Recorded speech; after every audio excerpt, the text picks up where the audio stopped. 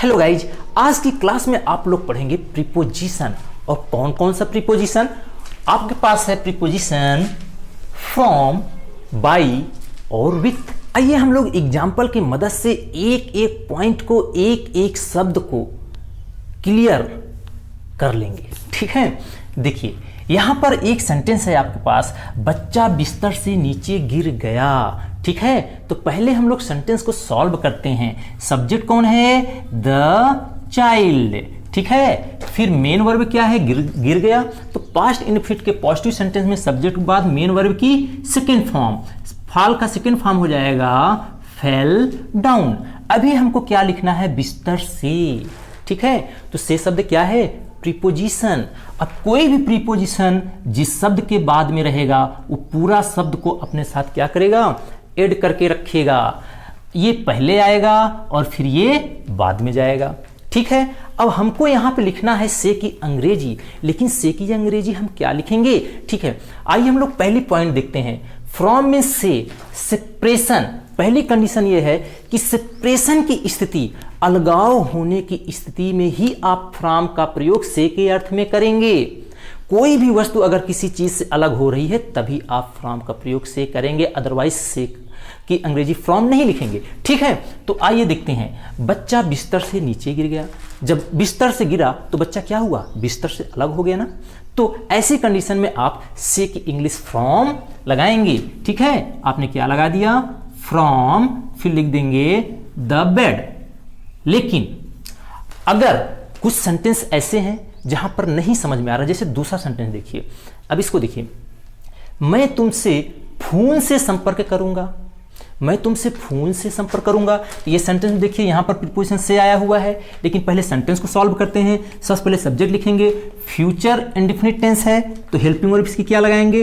Will लगाएंगे। Main verb क्या लगाएंगे? संपर्क करना, तो हो जाएगा कॉन्टैक्ट। ठीक है, अभी क्या लगाना है? फोन से।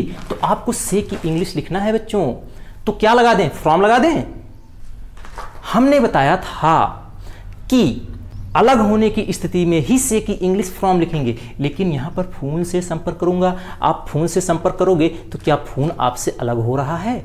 नहीं अलग हो रहा है, तो आप फ्रॉम नहीं लिख सकते। ठीक है, और दूसरी पॉइंट, अगर सेंटेंस नहीं समझ पा रहे हैं, इसके बावजूद भी आप नहीं समझ पा रहे हैं, तो जब भी कोई चीज कहीं से अलग होती है तो किसी ना किसी स्थान से जरूर अलग होती है। जैसे कपड़ा अलमारी से गिर गया, अलमारी से गिर गया। मैं छत से कूद गया।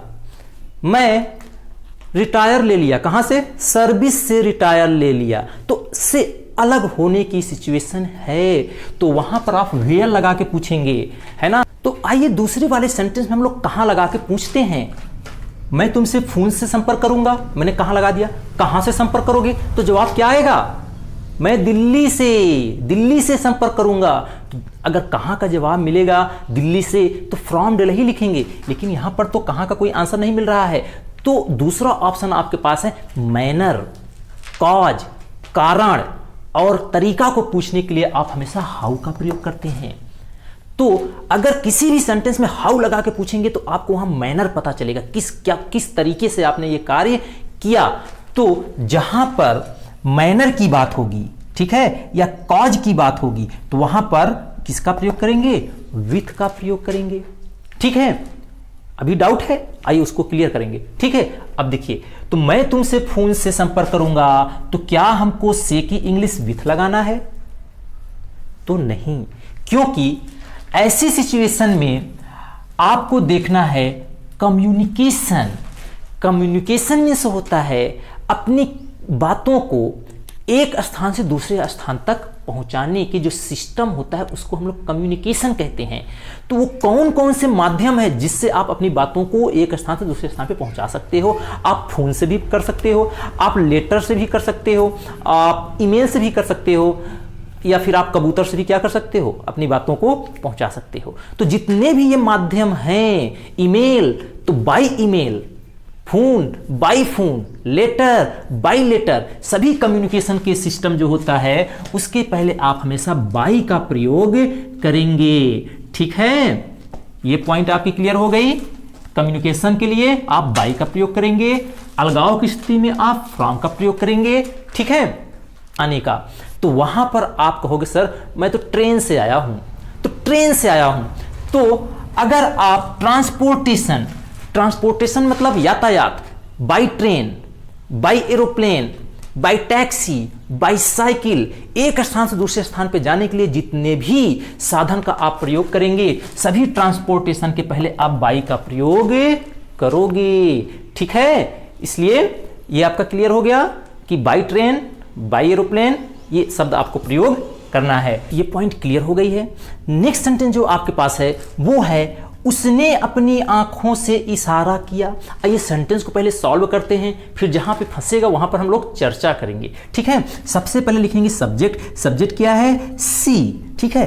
ही भी हो सकता है, कोई दिक्कत नहीं है, ठीक है। फिर क्या लिखना है आपको? मेन वर्ब की सेकेंड फॉर्म, क्योंकि पास्ट इंडेफिनिट टेंस है तो पॉइंट मीन्स होता है इशारा करना, तो पॉइंट की सेकेंड फॉर्म हो जाएगी सी पॉइंटेड, ठीक है। अभी क्या बचा?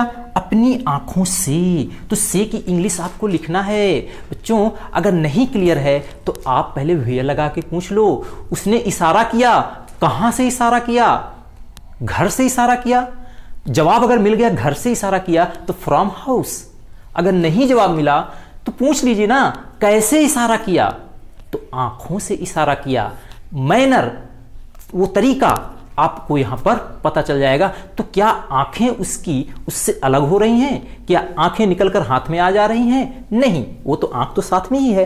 तो ऐसी कंडीशन में आप जब से शब्द आए लेकिन वस्तुतः कोई भी वस्तु दूसरे वस्तु से अलग ना हो, और क्योंकि बॉडी पार्ट, आपके जितने भी बॉडी पार्ट होते हैं, शरीर के जो हिस्से होते हैं, वो कभी भी आपसे अलग नहीं हो सकते। अलग होगा तो वो अलग सिचुएशन है, ठीक है।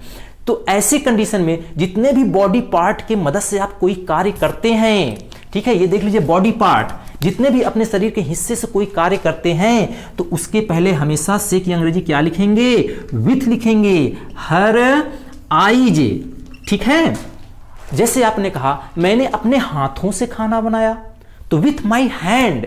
मैं अपने पैर से गया तो विथ माई लेग, ठीक है। जितने भी आप बॉडी पार्ट को यूज करोगे वहां पर जो है विथ का ही प्रयोग करोगे। वेल, लेकिन हर समय आप अपने बॉडी पार्ट से ही सारे कार्य नहीं कर सकते हैं। आपको कुछ कार्य करने के लिए जरूरत पड़ती है किसकी? कुछ औजार की, इंस्ट्रूमेंट की जरूरत पड़ती है। तो जैसे आपने कहा सर मैं सब्जी चाकू से काटता हूं, मैंने लकड़ी कुल्हाड़ी से काटा, या मैं चम्मच से खाना खाता हूं। उसने बंदूक से निशाना साध दिया, बंदूक से गोली मार दिया, ठीक है। तो जितने भी छोटे मोटे इंस्ट्रूमेंट हैं, टूल्स हैं, औजार हैं, हथियार हैं, सबके पहले आप किसका प्रयोग करेंगे? विथ का ही प्रयोग करेंगे, ठीक है। देखिए ये हो गया टूल्स और इंस्ट्रूमेंट, ठीक है। तो जितने भी टूल्स और इंस्ट्रूमेंट का प्रयोग करके आप कार्य करेंगे उसके पहले भी आप हमेशा विथ का प्रयोग करेंगे। It is clear. तो मैं समझता हूं इतनी सभी पॉइंट आपके पास समझने में कोई दिक्कत नहीं है। जैसे किसी भी सेपरेशन की स्थिति में, अलगाव होने की स्थिति में, या फिर कहां लगाकर जो जवाब मिलता है वहां पर आप फ्रॉम का प्रयोग करेंगे। और अगर किसी सेंटेंस में हाउ लगाकर जो जवाब मिल रहा है तो उसमें या तो बाई आएगा या फिर विथ आएगा। देखिए हाउ लगाकर पूछेंगे तो बाई आएगा या फिर विथ का प्रयोग आएगा। लेकिन कौन कौन सी कंडीशन में? अगर आप कम्युनिकेशन कर रहे हैं, किसी माध्यम से आप अपनी बातों को दूसरे पास पहुंचा रहे हैं, by email, by phone, by pigeon, by letter, by email, तो और इसी प्रकार से अगर आप एक स्थान से कहीं दूसरे स्थान पर जा रहे हैं, किसी साधन के माध्यम से जा रहे हैं, by taxi, by train, by cycle, ठीक है, और तो आप वहां पे बाई का प्रयोग करेंगे। लेकिन अगर आप कोई कार्य कर रहे हैं, अपने शरीर के बॉडी पार्ट की मदद से काम कर रहे हैं, हाथ से कर रहे हैं, आंख से कर रहे हैं, पैर से कर रहे हैं, तो विथ लगाकर प्रयोग करेंगे। और या फिर कोई छोटे मोटे औजार या हथियार की मदद से भी कोई कार्य कर रहे हैं तो वहां पर भी आप जो है से की अंग्रेजी विथ का ही प्रयोग करेंगे, ठीक है। अब कौन कौन से पॉइंट बच गया है आपके पास जो है, ठीक है। मेरे ख्याल से एक दो पॉइंट बचे हुए हैं, उसको भी हम लोग क्लियर कर रहे हैं। नेक्स्ट पेज देखिए, यहां पे जो सेंटेंस है वो है तुम्हारी आंखें आंसुओं से लाल हैं। तो आइए इसको हम लोग सॉल्व करते हैं। ये सेंटेंस में कोई भी मेन वर्ब नहीं आया है, ये सेंटेंस प्रेजेंट सिंपल सेंटेंस है, ठीक है। तो इसमें हम लोग क्या करेंगे? सबसे पहले सब्जेक्ट लिखेंगे। सब्जेक्ट हो जाएगा योर आइज, और इसकी हेल्पिंग वर्ब लगेगी इज, एम, आर, ठीक है, लाल का हो जाएगा रेड। अब बचा क्या, आंसुओं से, ये प्रीपोजिशन है, से शब्द प्रीपोजिशन है, तो से की इंग्लिश क्या लगाएंगे जो है, ये देखिए लाल है, क्यों लाल है, आंसुओं से लाल है, क्या कारण है, उसका कारण है आंसू। अगर काज पता चले, किसी सेंटेंस में कारण दिया हो, तो आप वहां पर विथ का प्रयोग करेंगे, काज के अर्थ में, कारण के अर्थ में। लेकिन सफर शब्द के बाद आप फ्रॉम शब्द का प्रयोग करिएगा। मैं बुखार से पीड़ित हूं, ठीक है, I am suffering from fever, ठीक है, मेरे पीड़ित होने का कारण क्या है, बुखार है। लेकिन सफर शब्द के बाद आप फ्रॉम का ही प्रयोग करिएगा, ठीक है। तो ये हो गया, कारण बताने के लिए आप विथ का प्रयोग कर रहे हैं, लेकिन सफर शब्द के बाद फ्रॉम का प्रयोग करिएगा। इस सेंटेंस को तो हम करेंगे, से की इंग्लिश लिखेंगे विथ, और आंसुओं का हो जाएगा टीयर्स, ठीक है, your eyes are red with tears. अब नेक्स्ट सेंटेंस को देखिए, सैनिकों ने हिम्मत से युद्ध लड़ा। कौन सा, कैसा टेंस है, लास्ट में आ रहा है, पास्ट एंड टेंस है। तो आइए इसको सबसे पहले सब्जेक्ट लिखते हैं। सब्जेक्ट क्या है, द सोल्जर्स, है ना, द सोल्जर्स। फिर क्या लिखेंगे, सब्जेक्ट बाद मेन वर्ब की सेकंड फॉर्म, मेन वर्ब क्या है, फाइट, फाइट की सेकंड फॉर्म हो जाएगा फॉट। फिर क्या लिखेंगे, ऑब्जेक्ट, ऑब्जेक्ट क्या है, युद्ध, युद्ध हो जाएगा बैटल, है ना। अभी क्या लिखना है आपको, हिम्मत से, तो से आ गया, यहां पर भी से आ गया। से की इंग्लिश लिखना है तो क्या लिखेंगे, तो आप हाउ लगा कर पूछते हैं, तो युद्ध कैसे लड़ा, हिम्मत से युद्ध लड़ा। तो इसमें क्या मिल रहा है आपको, तरीका मिल रहा है। तो तरीका, किसी भी मैनर को, तरीके को बताने के लिए आप किसका प्रयोग करेंगे, विथ शब्द का प्रयोग करेंगे, ठीक है। लेकिन अभी भी बहुत डाउट है, नेक्स्ट सेंटेंस में सेम सिचुएशन है, तो उसमें हम लोग देखेंगे कैसे। फिलहाल यहां पर आपने किसका प्रयोग कर दिया, विथ का प्रयोग कर दिया, विथ करेज। और ये सेंटेंस अब देखिए, मोहन ने मेहनत से इनाम पाया, द सेम सेंटेंस है, सैनिकों ने हिम्मत से युद्ध लड़ा, तो मोहन ने मेहनत से इनाम पाया, हिम्मत से, मेहनत से, तो यहां पर आपने विथ का प्रयोग किया है, ठीक है। तो क्या यहां पर भी आप विथ का प्रयोग करेंगे, आइए देखते हैं होगा या नहीं। सबसे पहले आप लिखेंगे सब्जेक्ट, सब्जेक्ट क्या है, मोहन। कुछ बच्चे ने की अंग्रेजी पूछने, सर ने की अंग्रेजी क्या लिखें, तो ने की कोई अंग्रेजी नहीं लिखना होता, ठीक है। फिर क्या लिखेंगे, मेन वर्ब की सेकंड फॉर्म, तो गेट की सेकंड फॉर्म हो जाएगी गॉट। ऑब्जेक्ट क्या है, इनाम, तो लिख देंगे द रिवार्ड, है ना। अभी आपके पास बचा मेहनत से, ये क्या है, प्रीपोजिशन, से शब्द क्या है, प्रीपोजिशन। तो सेम सिचुएशन है, अगर किसी सेंटेंस में अपनाए गए किसी तरीके के माध्यम से आप कोई रिजल्ट प्राप्त कर लेते हो, तो उस कार्य का कोई परिणाम निकलकर बाहर आ जाता है, तो उस मेथड के पहले आप बाई का प्रयोग करोगे, ठीक है, बाई हार्ड वर्क, विथ का प्रयोग नहीं करोगे। देख लीजिए, ये पॉइंट आपकी है, रिजल्ट गिविंग। अगर कोई ऐसा एक्शन जिससे आपको रिजल्ट मिल जाएगा, कोई परिणाम बाहर निकल के आ जाएगा, तो आप वहां पर बाई का प्रयोग करेंगे, ठीक है। जैसे उसने पढ़ाई से नौकरी पाया, तो पढ़ाई से नौकरी पाया, तो पढ़ा और उसका रिजल्ट क्या है, नौकरी मिल गई, तो वहां पर आप जो है बाई रीडिंग लिखेंगे, बाई रीडिंग। इस छोटी सी लेकिन इंपॉर्टेंट पॉइंट को हम लोग ऐसे पढ़ेंगे। देखिए, टाइम को एक्सप्रेस करने के लिए, टाइम को बताने के लिए आप फ्रॉम का भी प्रयोग कर सकते हैं और बाई का भी प्रयोग कर सकते हैं, लेकिन कंडीशन डिफरेंट है। समय को हम एक्सप्रेस करेंगे, जैसे आपके पास कोई टाइम है, अगर वो समय फ्यूचर टेंस में है, सेंटेंस में हेल्पिंग वर्ब शैल और विल लगा हुआ है, तभी आप बाई का प्रयोग करेंगे। ये तो ट्रिक है। और फ्रॉम का प्रयोग कैसे करेंगे, इसके लिए कॉन्सेप्ट को क्या करना होगा, समझना होगा। आइए देखते हैं। देखिए, बाई का जो अर्थ होता है, बाई का हिंदी में जो अर्थ होता है वो होता है तक के अर्थ में हम लोग बाई का प्रयोग करते हैं, लेकिन जो फ्रॉम का प्रयोग हम लोग करेंगे वो से के अर्थ में करेंगे। वेडनेसडे, थर्सडे, फ्राइडे, ठीक है। अब इसमें हम लोग क्या करते हैं, यहां से इस टाइम को डिवाइड कर दिए मंडे से, मंडे से सोमवार से पहले और सोमवार के बाद। अगर आप सोमवार से पहले की कोई बात बोलते हैं, जैसे आपने ये कहा कि मैं सोमवार तक आ जाऊंगा, ठीक है, तो इस टाइम पॉइंट जो दिया गया है, इसके पहले कोई कार्य, किसी भी दिए गए समय के जो निर्धारित समय है उससे पहले अगर कोई कार्य समाप्त कर रहे हैं आप, वो भी फ्यूचर टेंस में, तो वहां पर बाई का प्रयोग समय से पहले करेंगे, वो भी तक के अर्थ में। मैं सोमवार तक आऊंगा तो बाई मंडे, ठीक है। या फिर मैं 11 बजे तक आऊंगा तो बाई 11 o'clock, ठीक है। इसी प्रकार से मैं जनवरी तक आऊंगा या मैं जनवरी तक पढ़ूंगा तो बाई जनवरी। लेकिन जो फ्रॉम का प्रयोग होता है वो जिस पॉइंट से आपका कार्य समाप्त हो रहा है, लेकिन फ्रॉम का उसी पॉइंट से कार्य का क्या होगा, शुरू होगा। इसका मतलब अगर मैंने ये कहा कि मैं सोमवार से पढ़ने आऊंगा, इस मतलब हम सोमवार से आना चालू करेंगे, जहां पर बाई फिनिश हो रहा है वहां पर हम क्या करेंगे, आना चालू करेंगे।